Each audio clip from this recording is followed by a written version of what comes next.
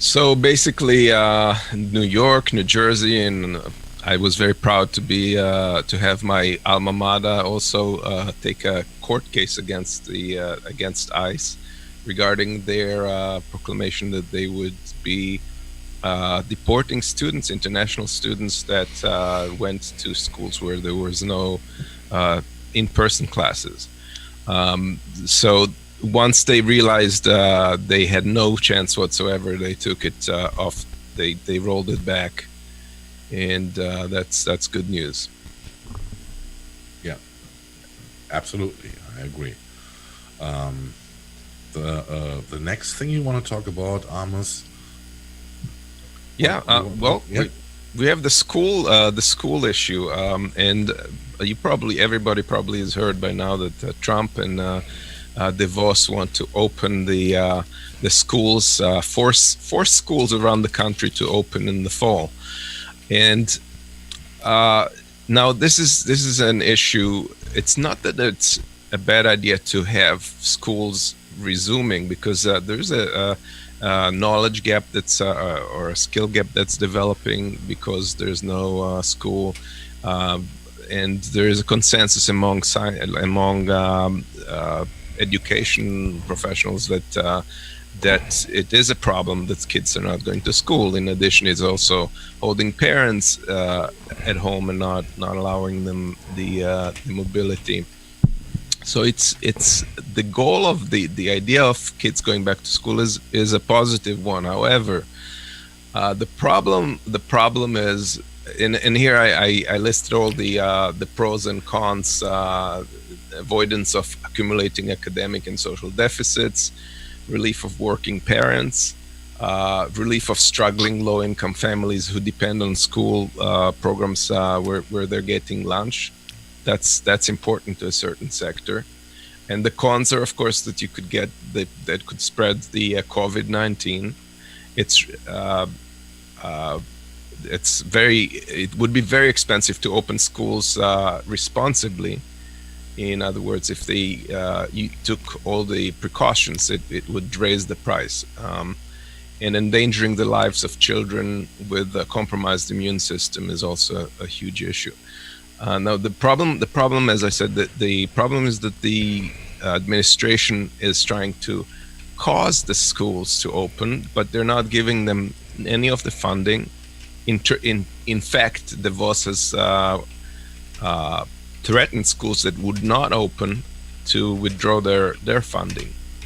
So it's just a completely wrong approach, and they're tossing all of the responsibility on the schools. They're saying the schools will figure out how to do this, and the schools are not set up to know what's the best thing. That's something that should be done in a very focused, science-based approach by experts. The issue is that they keep claiming that kids cannot contract it, or they're have much lower contraction rates and so forth. Israel thought so as well, and when they rushed to open schools, especially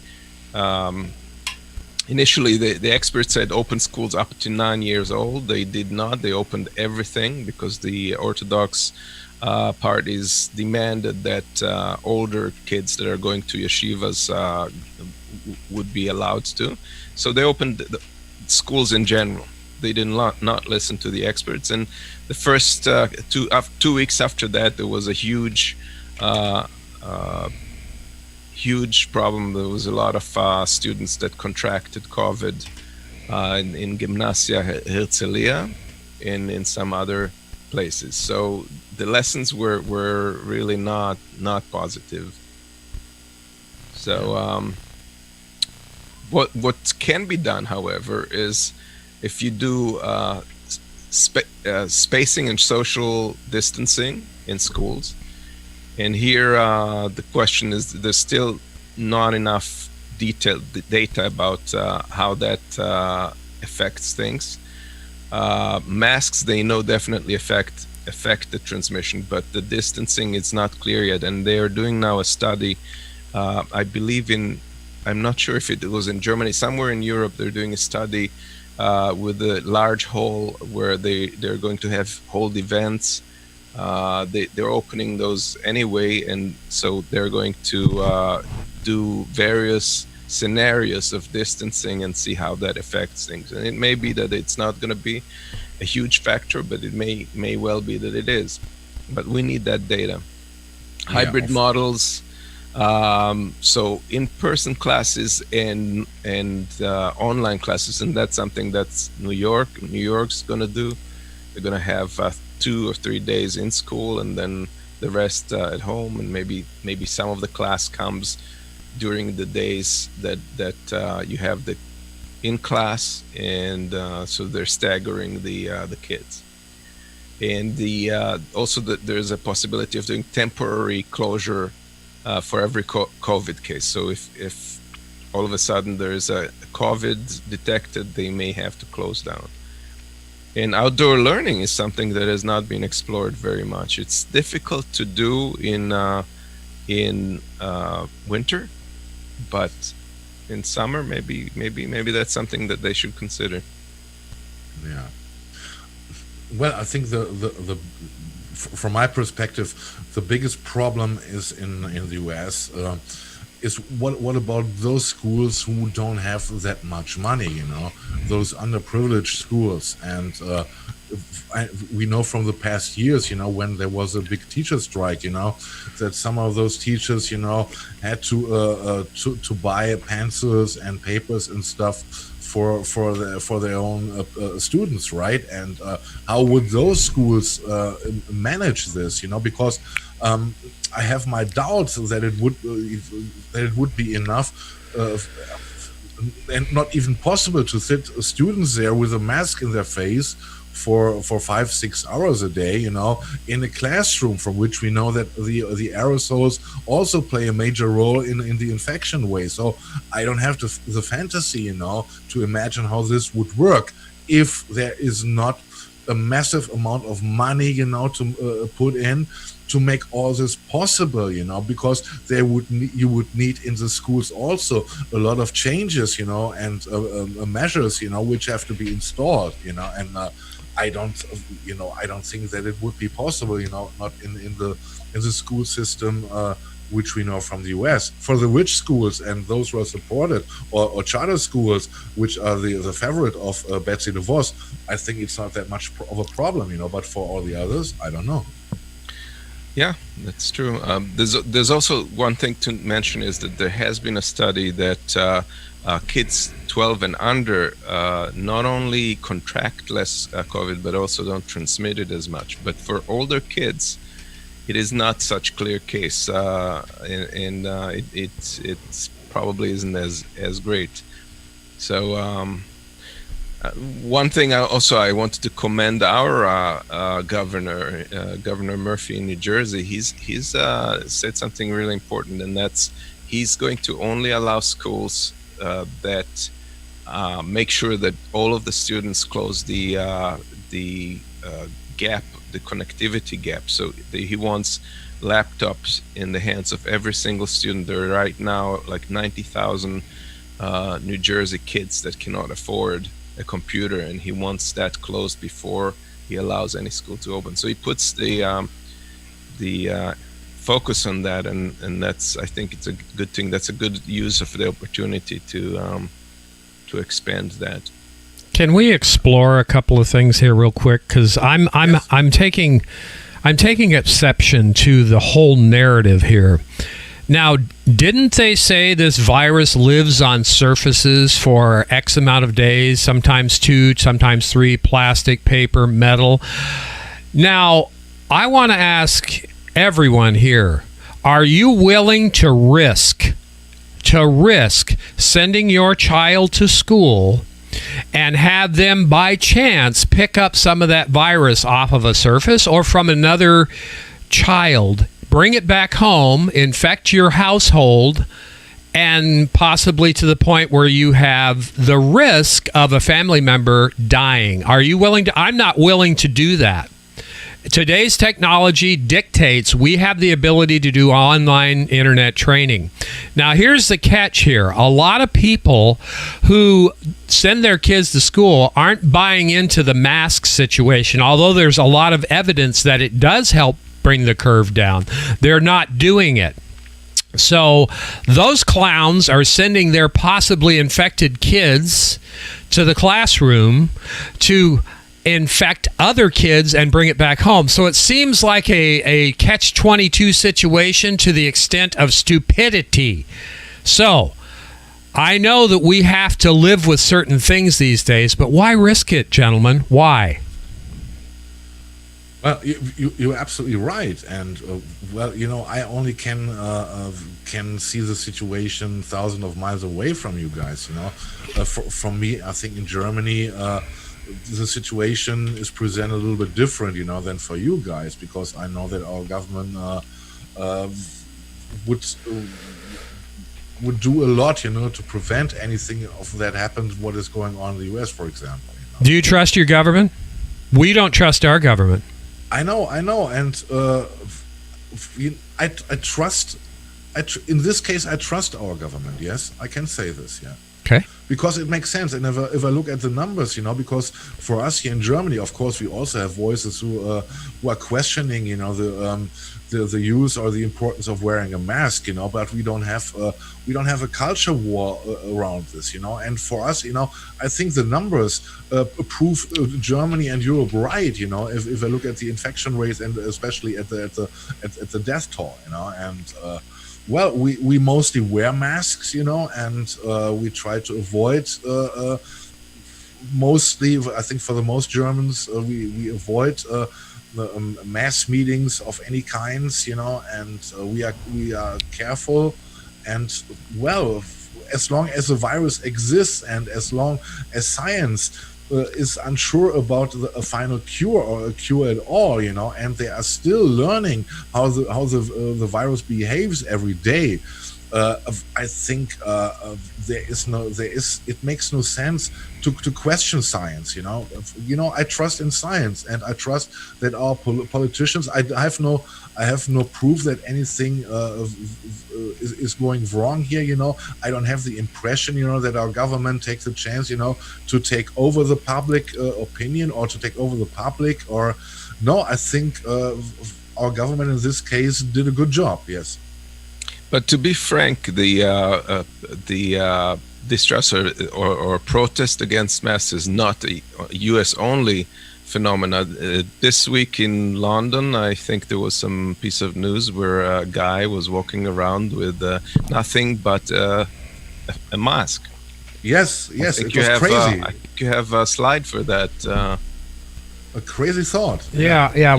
I've got that. Yeah, I've got that slide here. Let me see if I can pop it in. Yeah. This is a good spot for that slide. He was walking around with nothing but a mask. I don't. Are the ladies wearing similar masks or two masks? I think they would need three masks. They would need three masks. I would say four to cover the other side too. But anyway, that's pretty interesting that they do that. And I've heard that we have some thick-headed individuals in the UK as well too. Amos, I'm willing to work with the public, and I'll say again, I wear a mask to not only do whatever the scientists say it does as far as protecting people around me and myself, but I do it to let everybody know as a signal.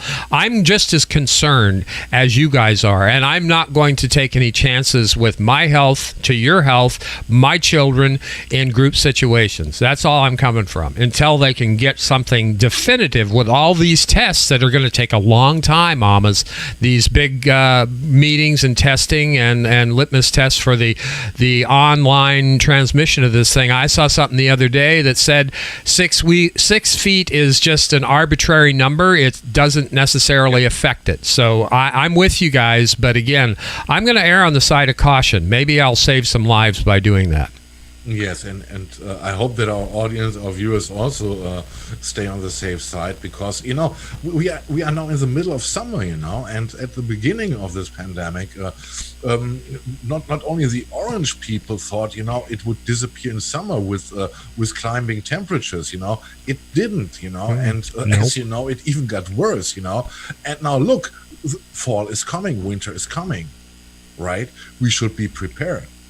It's going to get worse probably, but yeah, it is true that I've never seen the US in such state of paranoia. It's like almost pathological.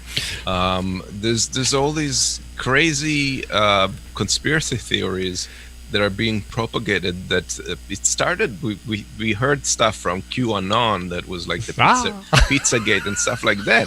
Now you hear it from all the corners. You can hear it from the left, from the right, all kinds of stuff. Like there's people who believe that the entire corona thing was basically a ploy by the government to create a situation in which they could inject a vaccine, and the vaccine would have a chip that would be used for surveillance. That's a great idea. I mean, it would be for a sci-fi, but Oh my God. nowhere close to any such technology to begin with, and people have taken things out of context and spliced them in, and it's just difficult to fight with that, because it's like, how do you dispel those notions where there's a chunk of people who just simply do not believe in the government, and they have a right not to, because of things that the government has done. But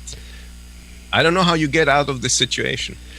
Can I push back on that a little bit? I have no advice neither, because for me, as I said, it's a complete different perception, Yeah. because I'm seeing what in Germany the government is doing, and I don't feel, if we are not in the same situation to begin with, right? And I also can understand that people, have such a deep mistrust, but it's I think it says more about the American state of mind than about the virus itself or science itself. And this is the thing which is really worrying, because there is no sense in it. There is no logic in it anymore, in my opinion. Amos, I agree with you to the point of the government doesn't need to manufacture a virus that's going to kill millions of people in order to put a chip in them. What I do disagree with is they have the technology. They've been chipping animals for years with very tiny chips under the skin. So Yeah, that's the technology's there. But I agree with you. I think that there's a difference in that and injecting it in a syringe, like into your blood. yeah, maybe. But how do you know? How do you know? How do you know? This was already tested a couple of years ago. I once saw a short clip, about a company, which did not have any cards, to enter the building anymore. They Right. had chips in it, and they were completely happy to get a chip, because it makes life so much easier Sure. for them. Yeah, and That's besides, likely yeah. how those chips are going to make it into a general population, Sure. by providing something that is of value, and then the side effect of it is that you can be tracked. But they don't need to cause. Like, They don't. They don't need to do all this. internationally. Yeah. You already have And your. some people Yeah. claim that the COVID is not even a virus; that it's 5G towers that are causing people to get sick, and people in Britain have been torching them down. So Yeah. Well, the hey, chip thingy reminds me a little bit about the movie Logan's Run. If you I love that movie. where you have in the palm of your hand, I love that movie. exactly your lifespan, Sure. your life watch. Yeah. it makes for a great sci-fi. I agree. Yeah, with that. yeah. I also disagree with Bram. I don't think this whole paranoia started with Russiagate. I think it preceded it much before that. Yeah, I think it's been used in different forms for the decades, ever since the Democratic Party Can did it it. be just sorry. No, go ahead. Can it be maybe that the paranoia started with 9/11, and got worse and worse and worse and worse? Yeah, it's a trajectory. Yeah. No, I think that was just a hot point in their paranoia, because Reagan actually started, his when he took on the me generation, he basically divided the classes right there. You got to start taking care of yourself. When he threw all the mental patients out of on the street. So, you can go back. Even Carter did some things that weren't the best in the world, and Roosevelt did too. So, I mean, I think 9/11 was definitely switching on high. And when you put neoliberal corporate tools like Bill Clinton in office and Barack Obama, you're just going to keep doing that sort of thing. Lastly, we already carry the chip around in our smartphone. How many people do you know that don't have a smartphone? Yep. I know one. I know one person. Good. There's one. Yeah, there's one. Yes. All right. You got another story to tell us about. There's something happening in Botswana, Amos. That is a very strange thing. It's a mystery. In Botswana, there's been a few hundred elephants that suddenly died. They started dragging their feet. They walked in circles, and then they fell down and died in their feces. And it was very disturbing because nobody knew what was causing it, and people thought it could get out of control. Botswana is the third. They have a third of the remaining elephants. African elephants, and a population of about 180,000. And if something hit them in great numbers, that would be a problem because that they're trying to conserve those majestic animals. At first, they thought maybe it was poachers, but most of the tasks were intact, and there were far too many elephants for them to be able to remove tasks from. So it's not likely, and it's over a pretty wide area, so it's not likely to be poachers unless something went completely wrong. They thought about water supplies being poisoned by maybe algae or something like that, because there was a drought before that, and after the drought there was a big rain, and they thought maybe that has to do with that. They have not been able to substantiate that at all.